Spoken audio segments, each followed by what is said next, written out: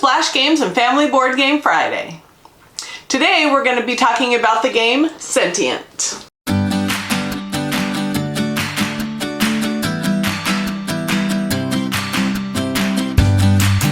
Sentient is a game for ages 12 and up, 2 to 4 players, and takes about 30 to 60 minutes to play. In this game you're placing out workers and grabbing bots to build up your system and make sure it works with all the programming. It's really fun. The problem with this game, I think, was that it didn't have a player board, and I think it really needed one. So I went ahead and made one and I put it below. So if you have the game Sentient, you can go down and print that out. And here's a little of how the game plays. Okay, here is Sentient kind of set up.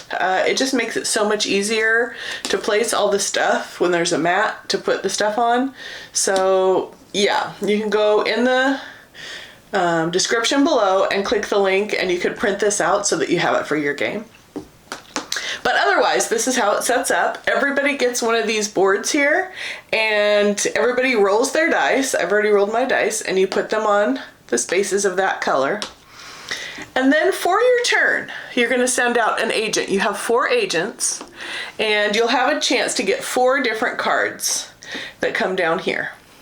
So all the cards have how much points they're worth. So for example, this card, if they're both 4s, you get 7 points. And if they're not both 4s, you get 2 points. So if I put this here, right, I only have 1 4, so I'd only get 2 points. So we're trying to get points that way. Also, I have this transport here, and so any transport cards I get are worth 1 point. So I'm kind of looking for transport cards. So unfortunately, this transport card doesn't work for me. It means that the dice are equal, and none of mine are even close to being equal that are next to each other. So for example, for my turn, I put my agent up here to take this card. Now I might want to put more agents up because there's also a majority game going on. Whoever has the most of agents and assistants, these are the assistants up here, will get this. And whoever has the most around this will get this. And this will go, if I win it, it will go here, and then I'll get 1 point for each military card I have. So there's also a majority game going on. So I might put that up and maybe 1 assistant. Hopefully trying to get that military.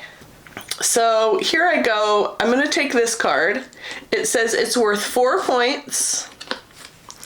Now I'm going to put it here. This dice needs to be odd and this needs to be even. Obviously it's not even, but also we have to do what's up in these corners. This means equal, the dice stays the same, and this means to raise the number 1. So I have to turn my 5 into a 6, and that makes this card right. This side is odd and this side is even, and I get 4 points. Then we replace the card, and it's somebody else's turn. And then when it's my turn again, I pick another card. Now this transport card is what I'm looking for, right? Because I get an extra point for it because I have transport. So I might look into taking that. Let's see if it'll work when my time comes around again. I'll go ahead and put another agent up here. And it says I get 3 points. I get 3 points if the left side is greater to or equal to the right side. Okay? So I could put it here because this is greater. I have to lower this, so that turns to 4. And I'd have to raise this, which it would go to 2, which I don't really like because then it's not odd anymore for this card. So I will leave it at 1 and put an assistant on. And that means I don't have to do that action. So now I have my 4 that's greater than my 1. And I still have my odd and my even number here. So my cards are turning out good so far. And then I'll replenish the card. And once everyone has 4 cards, and has used all their agents and their assistants and gotten 4 cards, then we'll score all our cards. And then we'll check for the majority. Whoever has the highest majority for each of these gets it, and whoever has second place gets a point. So we'll score that round, and we'll refresh the cards, we'll re-roll our dice, and we'll save our cards for the end of the game, and we'll do it again. And there's 3 total rounds. The game is super puzzly because you're trying to find cards to match these.